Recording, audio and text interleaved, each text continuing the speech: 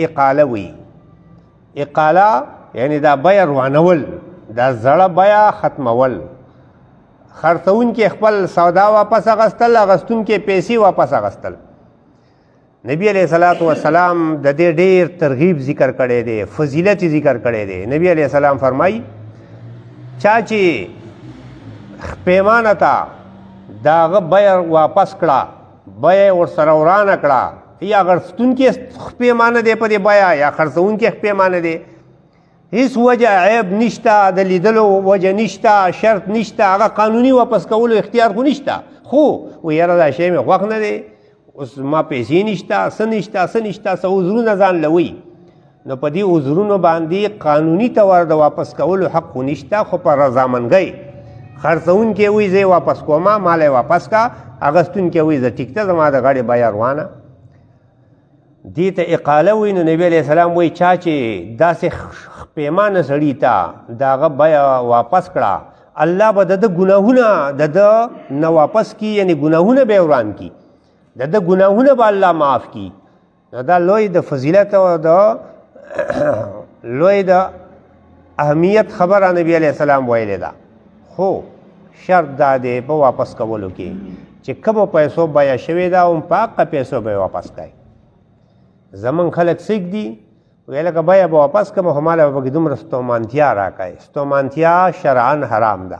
د څه شي عوض کې تعالی څه شي په عوض کې ته دا 1000 روپۍ او 2000 روپۍ او 1000 روپۍ د ستومانتیا علی ګاډي کې څه کې خلک غټي غټي پیسې، بلکې د بیې په وخت کې پکې دا شرط لګوي که څوک د بیې نه واوښته نو دومره ستومانتیا به ورکوي. دا ستومانتیا په شریعت کې نشته، دا غلط طریقه ده. ها ځان له شرط کې دا خیاري شرط کې دا چې یاره 3 ورځو کې مې خوښه نه وه بیه به ورانه کړم، قانوني طور به تا ته حقي. خو دا خبره چې یاره څوک هم چې په دې کې پیمانه شو نو دی به 10,000 روپۍ پړه ورکوي، ستومانتیا ورکوي، هغه اغستونکی ورکوي او که خرڅونکی ورکوي. خو چې څوک په بیه باندې ستومانه شو دا ستومانتیا ورکول دا منه دي. نو اقاله کول په کمو پیسو باندې، شته بیه روانول، نوې بیه کولو خبره مې مخکې کړې ده، شته بیه روانول په کمو پیسو باندې دا ناجایز دي. دا تا چې 10,000 روپۍ واغستې څه شي په عوض کې د واغستې، تا ته خو ستا هغه شی تا ته پوره واپس شوی دی، سالم روغ واپس شوی دی. نو دا 10,000 روپۍ دا د څه شي په عوض کې تا واغستې، دا ناجایز دي، حرام دي. که ته وایي چې مال یې په خوښه راکړي دي، دا رشوت خلک په خوښه ورکوي، سود خلک په خوښه ورکوي، دا په زور باندې څوک د چا نه اخلي، خو څه د مجبورۍ نه یې ورکوي. د هغه هم دا مجبوري ده چې اوس دا شی خوښ نه دی، پیسې نشي پیدا کولی، وی خیر دی سړی د الله سره دې لاړې شي، خو اوس نورې پیدا کولی نه شم، تاواني شو چېرته هر څه وجه چې ده. نو دا زیاتې پیسې یعنی پیسې کټ کول په ستومانتیا کې شرعن منع دي. یو صورت کې جایز دي. څه صورت کې؟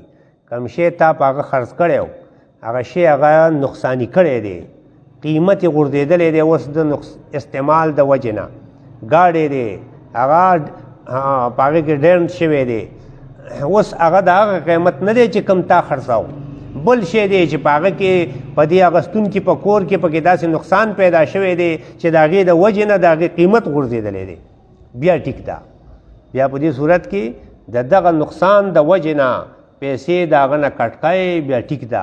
خو که چېرې هم هغه شی دی هغه حالت کې دی او ته شی واپس کوې او تش د دې واپس کولو د دې ستومانتیا په وجه باندې هغې کې پیسې کټ کوې، نو دغه پیسې کټ کول جایز نه دي، دا منع دي. بهرحال زمونږ خلک دا خبرې ضرورت نه ګڼي، که ضرورت یې ګڼلی نو دا چاپېره اوس هم دا روډونه ډک دي، دا ځای ښه خبر دی چې دا خبرې دا ځای کېږي، خو ضرورت نه ګڼي. نو دغه بس ځان له په ګوتو باندې دوه خبرې یو بل سره جوړی او بس دا بیه ده او دا حلال رزق دی او تجارت دی. حلال رزق او تجارت دا داسې آسان دی. عمر رضی الله تعالی عنہ په بازار کې چې به څوک د اغستلو خرڅولو مسایلو باندې پویه نه و، هغه ته به دکانداري اجازت نه ورکاو.